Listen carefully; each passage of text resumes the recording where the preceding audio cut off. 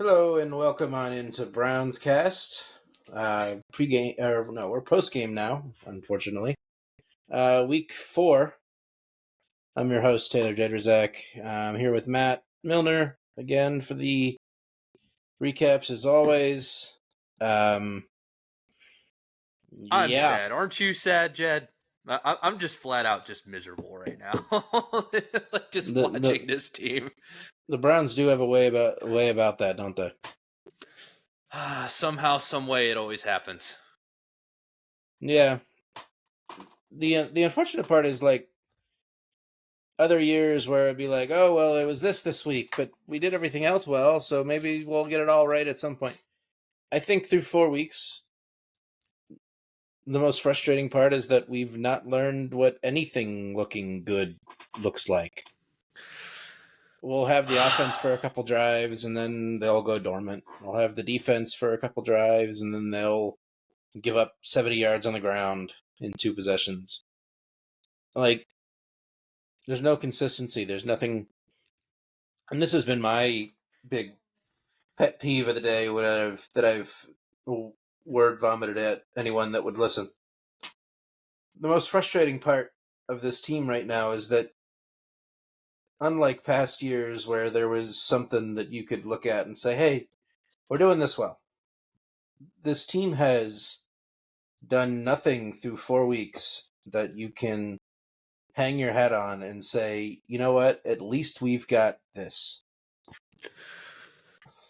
Oh, I know. Like usually, when like kind of these things happen as of late during the Stefanski era, it's like maybe a small thing that they can adjust or small thing that they can really like fix. But right now, it just feels like the team is just in this big funk that you can't really explain. Like I can't explain why Amari Cooper has been dropping balls at a rate that hasn't been seen in his career. I can't really explain the injuries that are happening to the offensive line where guys are rotating in and out, and you have like now 4 different names on the line, not including Joe Batonio. Yeah, most of that I game yesterday was played with one starter. Yeah, and like I can't really explain why like at times the defense will have moments that look like 2023 and then moments where it just seems like they are being run on or just like passed on at will. Like there's just not a rhyme or reason to really understand why they're so inconsistent in this way, and yet it just all results in bad. That's just the crux of it. Right now, they're just bad, and like you would think it wouldn't be look like this. I think people would understand if they were 2-2. I don't think people can understand 1-3 with the way things have gone. No, I mean, I think that 1-3 is about what they deserve. I think they've not played well enough in any one thing that they're lucky that they even have the one, and the one might be because they played one of the worst teams in football, the Jaguars, who get in their own way more than the Browns do. Trevor Lawrence, who boy, he signed that contract, and all of a sudden he looks like the Space Jam aliens came and found him in Florida. Yeah, it's just.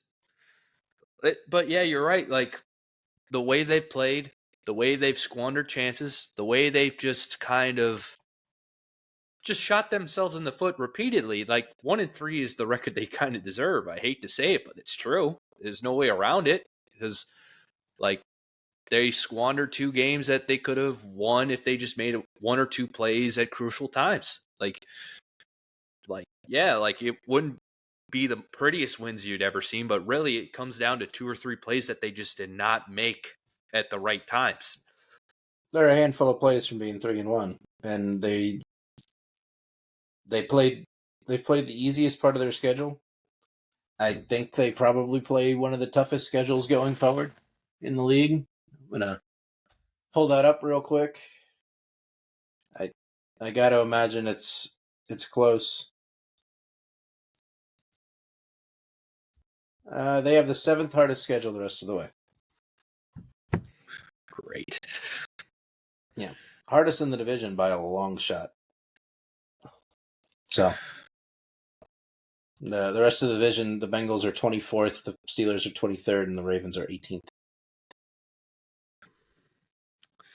Yeah, that's what happens when you kind of just squander your opportunities early. Like, yeah, and just where do we begin? Where do we start? That's really the question. Like that, there's no, there's not one good thing that we can take out of these games at this point. Like, sure, Deshaun Watson was fine. Whatever. He had probably one of his better games yesterday. The his yardage total was kind of down. Cooper would have added another 30 or another 25. The long pass would have added 82. The catch that, or the ball that was dropped in really nicely to Judy down the sideline that just got broken up, wasn't on anyone. That wasn't on Judy or Watson. That was a good throw. Probably would have caught it. Just good play by the defender, and they're paid to do that too. Mm-hmm. So the yardage total is not great, but the thing that I keep coming back to is, sure, he was not the problem yesterday. He was fine. Other parts of the team let them down more than Deshaun Watson. The issue is when you're He's not paid helping the problems. when you're paid like that, you are being paid to cover up those problems. And while he wasn't a problem, he didn't fix any. Yeah, like it. It would be kind of incredulous to say he's an innocent bystander, but he kind of just felt there. I would say is the best way to put it. Like he made plays, like like quote unquote plays, but really it just felt like, and you pretty much hit it on the head where like when you're paid the money he's paid, like we see it with Patrick Mahomes in Kansas City. Sure, it's not a perfect roster, but he gives you a chance every Sunday to win. And the top quarterbacks in the league, despite what's happening around them, like bad O lines, defense is not great, or like sometimes the wide receivers let you down. It's like the QB has to be the one where he makes the plays that matter when it matters most. Like the last 2 weeks, despite what the defense has been, they've given you a chance to at least take 2 victories.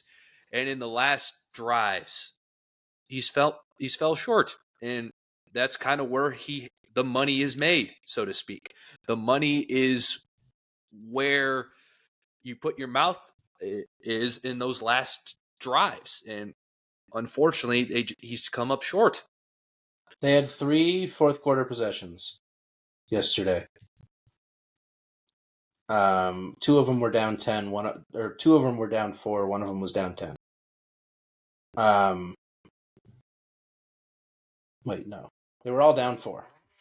Mm-hmm. And yes, he made like one of the only vintage Deshaun Watson plays we've seen since he got here, and that was nullified by a holding call that sucked and was lame. But like,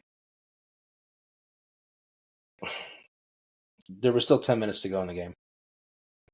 Yeah. It's hard to like say, oh my god, that was the turning point, that was the reason we lost, they called this holding and that's why we lost. We had 10 more minutes and 3 full drives after that to get it. Like, we came back and picked up a first down after the holding call.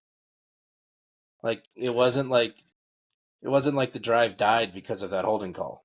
The touchdown died and we didn't score on the drive, but like, It shouldn't they matter. had their chance. They had 3 chances. They got the ball down inside the 20, and on the first snap inside the 20, the center snapped it early, and they never really recovered from that. So, look, we can blame the refs, but we can't blame the refs. Yeah, They've like had what? I forget how many drives they had last week. I think it was 3 to try and They had 2 possessions last week, down 21-15, and didn't get beyond the 50. They had three possessions, down 4 this week, and didn't score.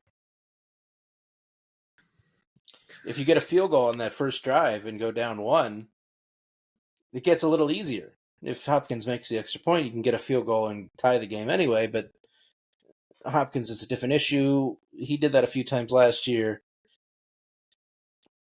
Oh, it sucks, but you had time to correct that mistake. Yeah, it shouldn't have mattered. Like, all those little things should not have mattered with the deficit. Like, yeah, it sucked in the moment, but you could make up the difference with a touchdown or even 2 field goals, and they couldn't do it. Like, that's the unfortunate truth is, like, we can cope all we want. We can say everything about who deserves the blame, but it really just comes down to, like, you couldn't put 2 drives together to score 6 points. That's pretty much it. Or 1 drive to score 7. Like, it's just a microcosm of what it is. And I know I sounded really doomy yesterday in the group in the Discord when I said, "Oh, if they score a touchdown on this drive and make it 20-10, the game's over. We haven't proven we can get in 20." I know I got some pushback for that, but like, they still didn't get the frickin' 20. They unfortunately proved me right. Like, what else am I supposed to think? I mean, we haven't really gotten past the 20-point threshold at all this year. I mean, I can't say I blame you right now because, like, We can't score 20 points on the Commanders this weekend, who like legitimately can't defend, except for against the Cardinals, I guess, because I don't know what the Cardinals are doing. Cardinals are just weird. They'll be interesting just because they have talent on that team, but they are just weird. I'll say that. I actually never looked up why they just didn't score. Did they not move the ball, or did they turn the ball over 17,000 times? I haven't looked into it either, but I don't know. But I do believe that with the Commanders, yeah, you're going to get into it. You have to score points against them. They're going to score points because that's what they've shown so far. They have had more touchdowns than Daniels has incompletions. He has like an 80% like something completion percentage right now. It's insane what they're doing right now. Let's see. They punted once yesterday, so they've punted 4 times this year. They punted yesterday, so at least we don't have to break that streak again. If we'd have entered next week with that streak still going, I might have lost my mind, because last year the Browns defense was among the best in forcing people into punts, and this year they really haven't been. So watching that unfold next week would have been just awful. And I still, in my most pessimistic moments, I say we're going to lose 41-17 next week. But like, I don't think this defense can give up 41 points. Did we give up 40 points at any point last year? I don't, aside from the playoff game, but there was 2 pick sixes in that. Not that I believe. I think we might have given up 30 points only because, like, I think it was the Rams game and they had some turnovers and short fields, something like that. Well, yeah, like every time that the score was inflated last year, it was because the other team had like a bunch of short fields. The Colts actually, they scored 38 pretty legitimately.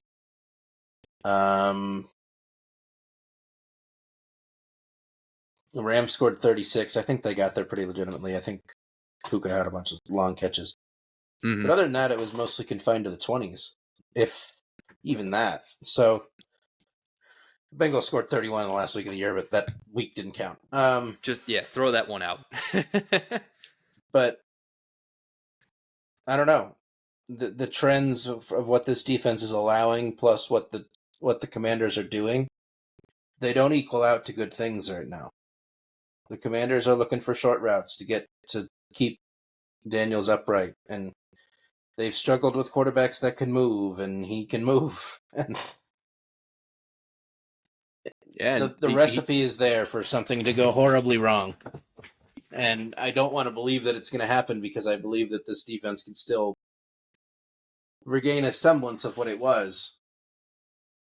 But, man, next week is going to be tough. very tough. Yeah, you're right. Because, it's frustrating because, like, if say, like, the offense was just above average, I don't think we would feel as doom and gloom as we feel right now. But since the defense is kind of like just okay to above average, and then your offense is letting you down for the most part, that's where the problems all stem from. That that's where like the frustration all stems from, because it's like the defense is still gave you a chance most games so far this year, even if they haven't been the dominant form they were. I didn't quite expect that this year. Like, so I kind of expected it to be something like this, not to say it would be bad. It's just been more okay to sometimes good to, like, but if the offense was just around their level, like, the record wouldn't be what it is. It's the issue. No, the record would be at least 2-2, probably 3-1. Defense actually played okay in the Dallas game, aside from a couple possessions. They forced a lot of field goals, and then the punt return unit gave up 7. So, I mean, without the punt return, we're looking at what, 26-17, 25-17? No, 26. And that doesn't look as ugly as it did. So, yeah, like, I'm not usually one to feel hopeless. And I don't even think hopeless is the right word. I think just disheartened is the right one. Like, I've never felt this way this early into a season. 2019 was close. 29, but even in 2019, they were 2-2. They figured out a way to get to 2-2. They Yeah. kicked the crap out of Baltimore in week 4. Yeah, And I agree.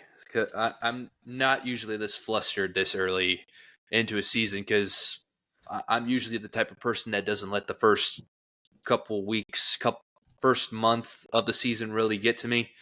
But I mean, right now it's like 1-3 with how the offense is played. It's like I, I mean, I can't. Usually, I try to look for the optimistic angle, but right now, I, I I can't really lie. It's hard to really find one.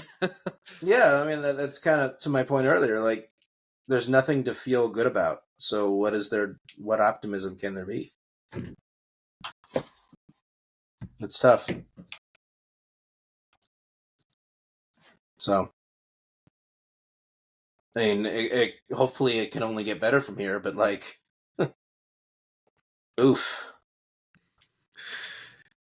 Yeah, it would mean having the offense turn a corner that we're just not seeing right now. Maybe a tweak that helps them like gain momentum that they just haven't had in these first 4 weeks.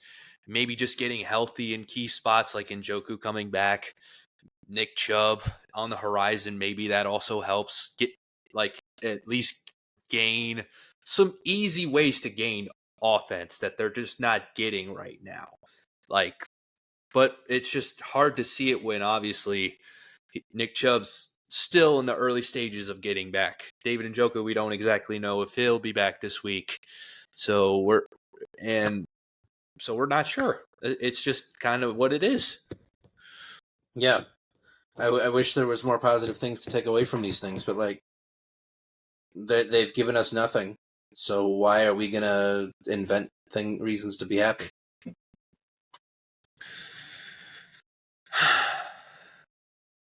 I just don't know where they're gonna go. They have 2 more games on the road before they come home. They're playing a Washington team that all of a sudden looks like it could win that division, and they're playing an Eagles team that I don't know what the Eagles are, to be completely honest. I don't think the Yeah, Eagles know what the Eagles are, to be completely honest. The Eagles they're either going to win the, well, let's see, do they have a bye this week? Philadelphia newspapers were asking if Sirianni was going to be the coach on October 13th when they play the Browns. So if that kind of tells you where the vibe in Philly is, there's where the vibe in Philly is. yeah, They're going to come off a bye and play a Browns team that has been on the road for 3 weeks, and who knows how healthy they're going to be, and who knows what the Eagles are going to be. To be completely honest, yeah. that It's that tough. that game could be a dumpster fire because the Eagles could be moved. I mean, the Eagles are 2-2 right now, but their 2 losses have been kind of lame. I don't know. Hard to know what to make of the Eagles. Yeah, like it I'm could not be a going to say that game. that's going to be a win, though. Yeah, like no, nothing's guaranteed right now. I think because like the Browns are at this stage, they have to earn everything. They gotta earn your trust as a fan, or like probably earn some trust within themselves as a team. Because clearly, if by the way the defense played yesterday, it looked like it was trying to make home run plays to try to get interceptions, get strips, like just make those like non-fundamental plays that usually work to try to make like keep the team in the game. Like they sort of did that with the fumble, but on certain drives where you think maybe you should have just wrapped him up there, or maybe you shouldn't have went as low on the tackle. Like they were just trying. It looked like they were just trying to like do everything they can to keep them in the game, but they were pressing. You know what I mean? Yeah, the entire vibe of the team right now is one that just doesn't feel like anyone's having fun.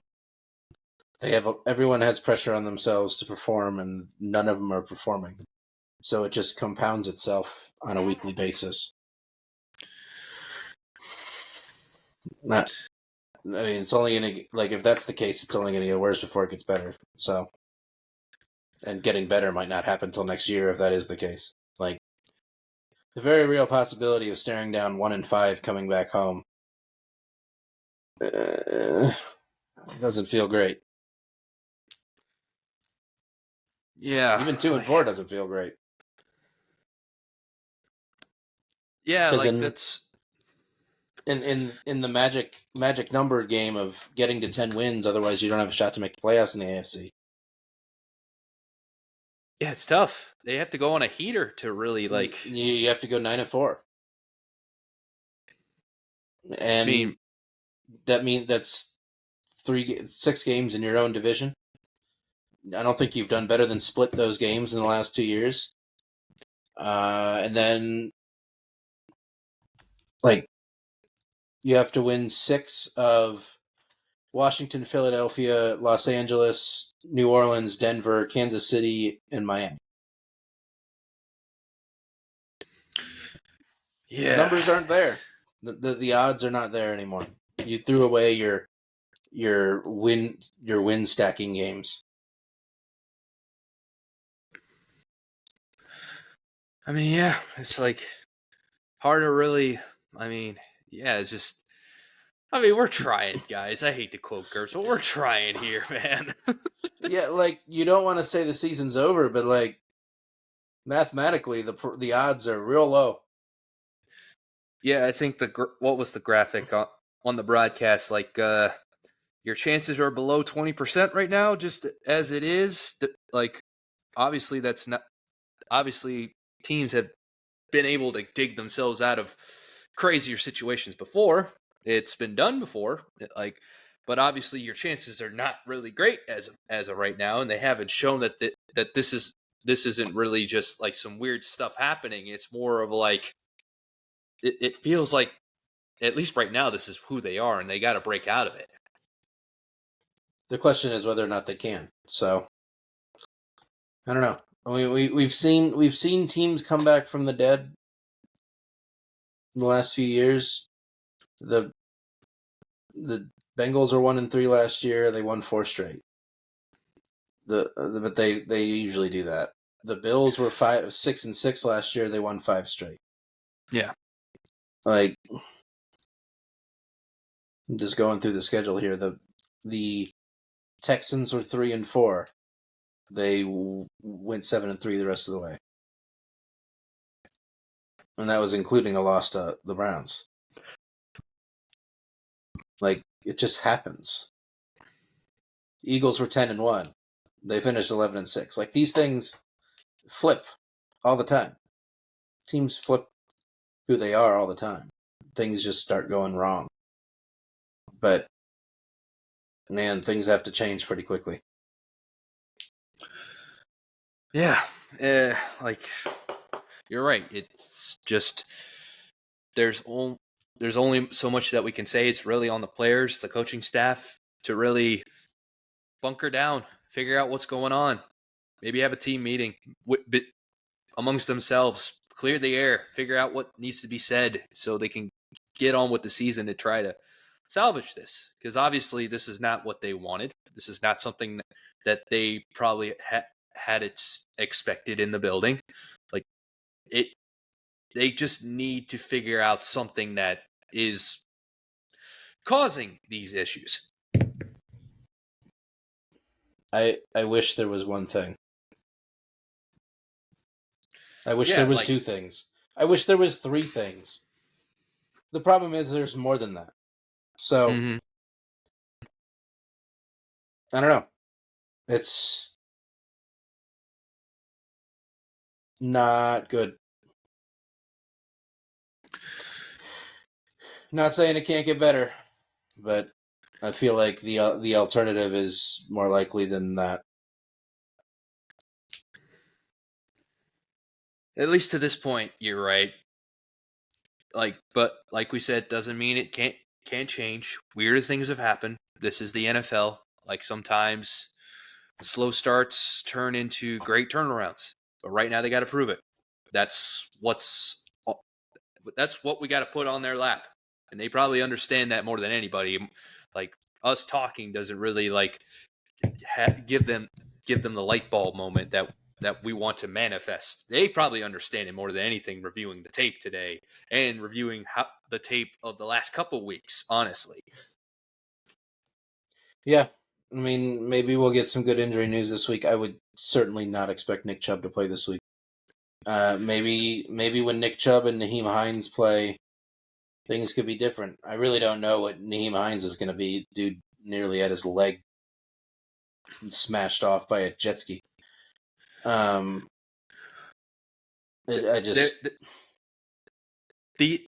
good thing, at least, it seemed like David Njoku was at least trending to maybe be back.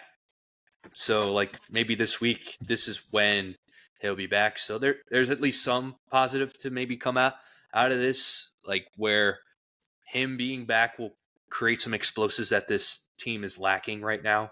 So I hope that he's feeling better to where he can be a weapon that they sorely need. Yeah, I mean they've clearly missed him. I mean, that we knew that much was going to be obvious when he got hurt, but they're missing way too much, and that's the main crux of the problem. I think you can't. You're missing your entire offensive line. The defense can't tackle one of your cornerbacks. Stop being good. And he's for in no concussion reason. protocol, so that sucks for Martin Emerson. And yeah, with the O-line especially, I know there are a lot of people trying to pin this on Andy Dickerson, but I mean, what can you do if you're him? Especially when there's already been so many injuries coming all the way from training camp. So I can imagine if there's a training camp, something came from last year. That's that's like the most frustrating part of all of this. We have 4 players on the offense that are carrying injuries still from last season, and early last season, Nyheim Hines got injured in July. Tells you how serious his knee injury was. I mean, I think they did have to talk about amputating at some point. Happened in my hometown. Didn't it happen in your near your neck of the woods? It happened in my hometown. He was renting a jet ski on Lake Norman, and someone, either on another jet ski or on a boat, ran into his jet ski, and his leg got Oh pinned. man. Oh man. Jeez. Oh my god. Yeah, But bad but yeah, time. you're but yeah, like maybe like yeah, I was kind of like underselling just how drastic some of these injuries have been. Like obviously Jed has only appeared in one game and he barely even played that game. We have not seen Conklin, and obviously Wyatt Tiller's on the IR, and now Ethan Postage is like day to day. So like whatever scheme, whatever you wanted to implement, if you're Dickerson, I imagine you're super frustrated because like you have not had your O line in any capacity to install through installs, through training camp, through these 4 games. So like we're kind of seeing it in the flesh, unfortunately, in certain areas, which sucks. Yeah, it's all hitting at once, and it's just a continuation of last year on offense. And I don't know how it's gonna get fixed in the short term. So Yeah. and with that depressing bit of dialogue, Oh yeah.